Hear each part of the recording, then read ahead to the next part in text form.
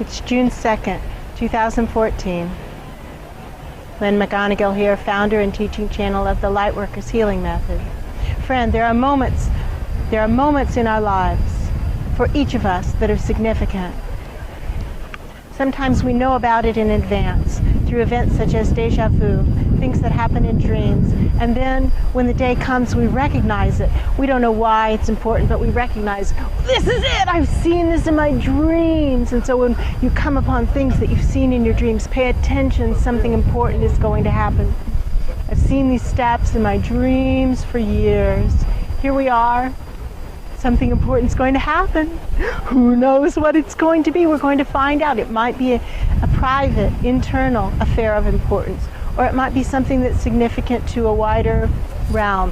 Who knows? We're going to find out. Today's a good day, June 2nd, 2014. Let's go. Friends, this is an impressive place to be in.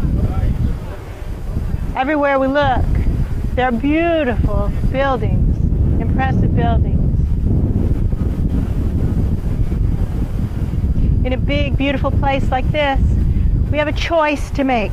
We can choose to feel small and unimportant, or we can choose to say, I can serve the greater good, I can make a difference, I can do something. My soul came into this body to do something, and if I'm not going to do it now and here, when and where am I ever going to do it? Really, right. You know what? If we're not going to do it someplace like this, it's not likely we're going to do it anywhere for real. So now I'm going to start to pulse this vortex, get it bigger, because friends, our assignment is to make a difference. Our assignment is to make a difference, to be a presence for peace, because a wake-up, shake-up is coming. And it's crucial that our country respond with peace.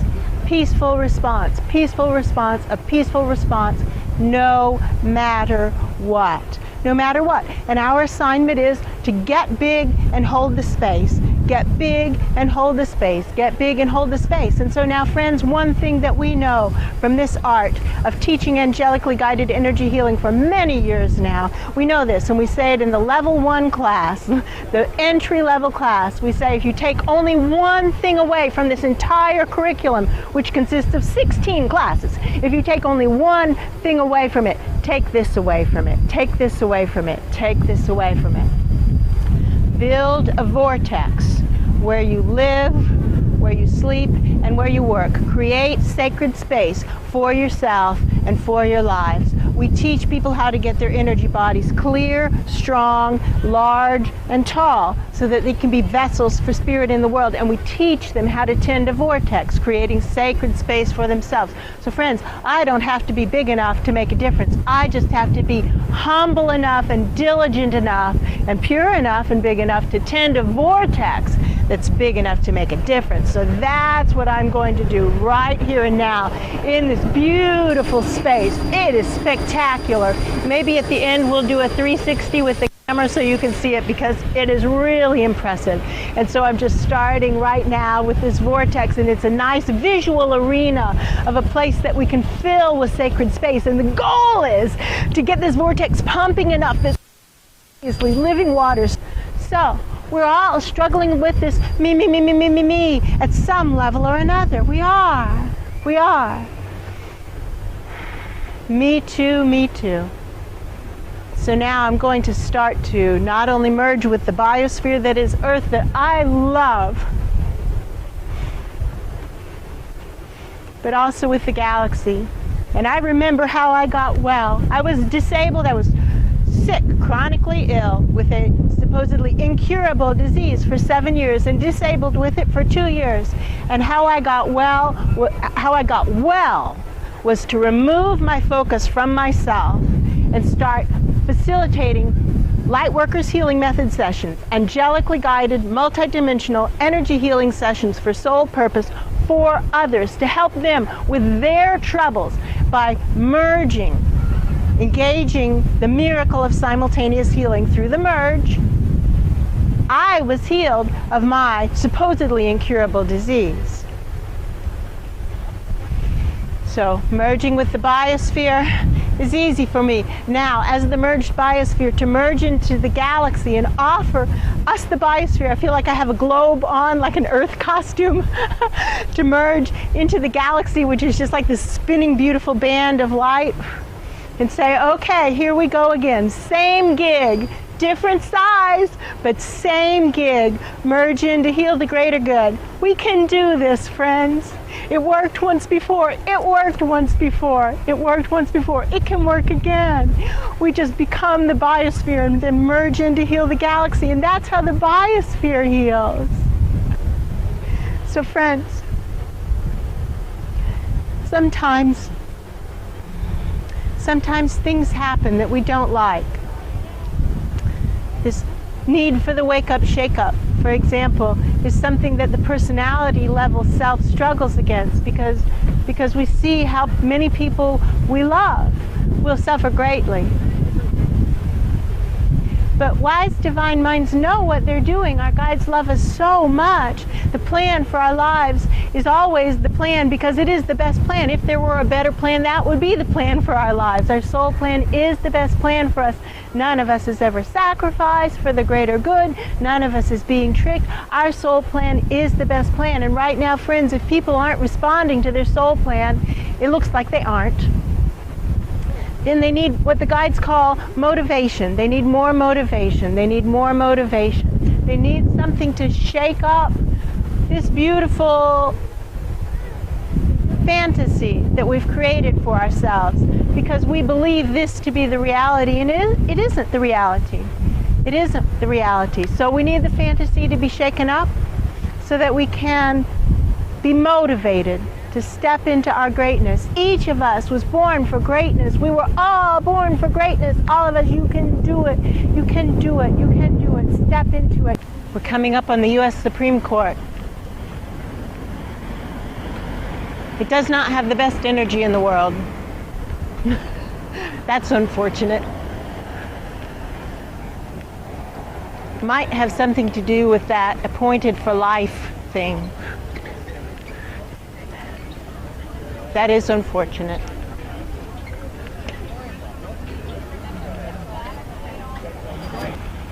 Friends, we want to explain the limitations that we're working with today.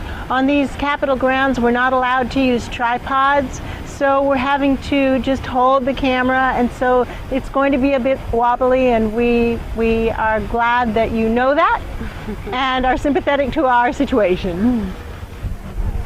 Drawing it up through my spine, it feels like it's important to draw it through the spine and through the judicial building. Oh, yeah. Drawing it up through the judicial system. Oh, wow. Clearing it out as we go. Talk about people holding themselves small, saying, I have to make this decision. No, you don't. You can make a different decision. It's that saying that I hate. My hands are tied. My hands are tied. My hands are tied. My hands are tied. No, they aren't. No, they aren't. If not you, then whom? If not now, then when? Now is the time. Make a difference. Do the right thing. It's always the right time to do the right thing. This is reminding me of what we were talking about earlier today, about how to deal with lies. Yes. How to deal with people who are lying. Yes. And we were discussing this earlier today. When people are lying, we have two options, and one of the options is to behave as if they're not telling a lie, to behave as if what they're saying is the truth, and being willing to live in that false reality. And the other option is to call them on it and to acknowledge that what they're saying isn't true. And the difference, there are many differences between these two options, and the biggest difference is the way the soul reacts. When the soul hears lies, it wants to go running out of the room. It wants to run out of the room as fast as it can. And the best way to keep it in the room, which is the goal is for all of us to be living with our souls and our bodies. The best way to keep the soul in the room is to not enter into false realities, to not be willing to live in someone else's lie or in your own lies, as a matter of fact. A fantasy. People might not frame it as a lie, It's a known truth for sure. Right. They might frame it as a fantasy. Higher dimension beings call it a lie. They Right. say, call a spade a spade. It's a lie. Right. It's a lie. But another word they use is fantasy. Right. So you have two options. Your options are to live in other people's fantasies or live in your own fantasy, or acknowledge that what's true is true. And what's coming up for me is, how do we know what is true? How do we tell truth? Truth is what comes from the higher dimensions. This is what we teach. It is hard to tell what's true. People working with our basic curriculum have to work for maybe 6 months at a good clip, maybe a year at an average pace, to get to the point that they qualify to participate in the Search for Truth classes. In the Search for Truth classes, people's intuitive channels shakily point upwards for minutes at best. Minutes at best. That which comes to us through our intuitive channels are what we think of as our gut feel, our inner knowing. But it's just picking up whatever our channels are pointed to. When our channels are pointed up, through the higher dimensions, all the way past the liars and fakers of the higher dimensions, all the way up to the true higher dimensions, we consistently receive truth. We consistently receive truth. We do. This is a process that can take years, and we need the help of people around us. You know how we can all see other people's craziness, but are blind to our own craziness. And so when we as a community come together, each of us observing each other's energy alignments and helping each other become aware. When the channels are any place other than up, which is most of the time, 99% of the time our channels are down, 1% of the time our channels are up. We need our friends. We need our friends to hold space for us. This is why facilitating for each other is 100 times more effective than trying to self-treat. When we self-treat, we're caught in the delusion. We're in the trap. We're in the web of lies. And this is a step that we can all take today, to pledge to be living in a life where we're telling the truth and where we encourage others to tell the truth. The best way to encourage others to tell the truth is to call them when they're living in fantasy. Yeah. And to say, you can live in truth. I support you in living in truth. Yes. I support you. And the first person who reaches out and says, I support you, starts it. Yeah. And then every person after them who says, I support you in living in truth. Yes. I support you in living an authentic life. Yes. Continues the chain. And the longer we make that chain, the healthier our world becomes. We can do it. We can do it. We can do it. Let's start at the Supreme Court. What better place to come to know what's true and to choose for truth, not because my hands are tied. No. Here we go. This is the Supreme Court of the United States. Come on, friends. Stand for truth. You know that saying, the truth will set you free, that gets bounced around in a lot of situations, especially in legal situations? The truth does set you free of that my hands are tied feeling. I can't actually help you. I can't actually come through. I can't actually do what I said I was going to do because my hands are tied. Your hands aren't actually tied. Tell the truth. And stand up for what's true. It's better to say, I'm not going to your party because I don't want to go to your party, than to say, I'm not going to your party because I have a thing and he's sick and I have to go do this thing. Don't lie. Don't lie. Don't lie. Your soul runs screaming from the room. Support yourself in living an authentic life.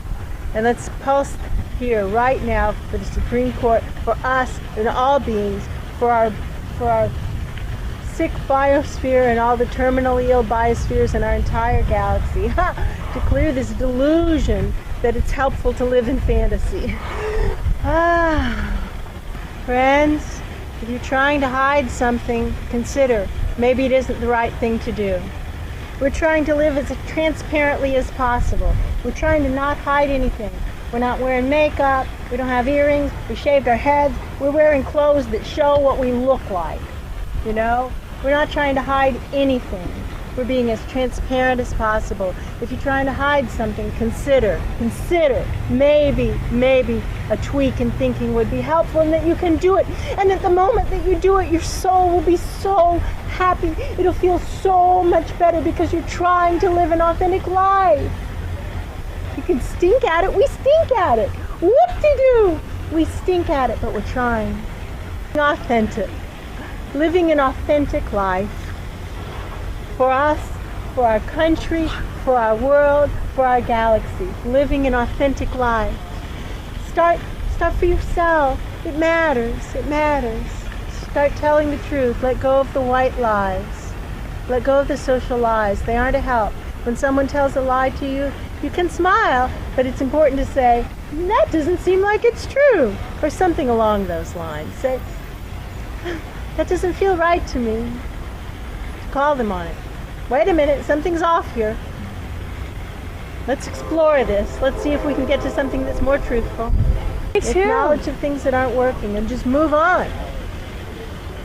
Quit doing the things that aren't working. That's stupid. And what I'm hearing is, you know it doesn't work? Living in fantasy! Living in fantasy doesn't work.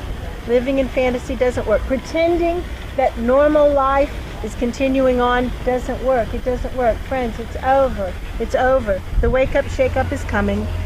And we can pretend that it isn't coming. That's a fantasy. Or we can acknowledge it is.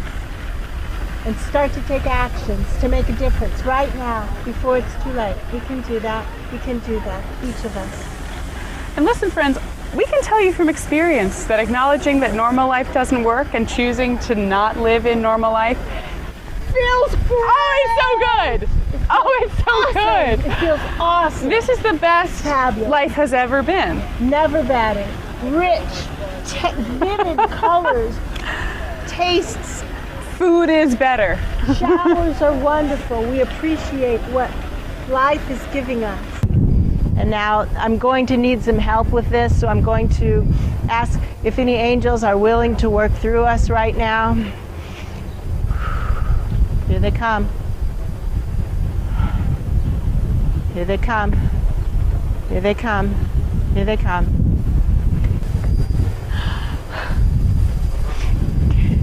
They're singing.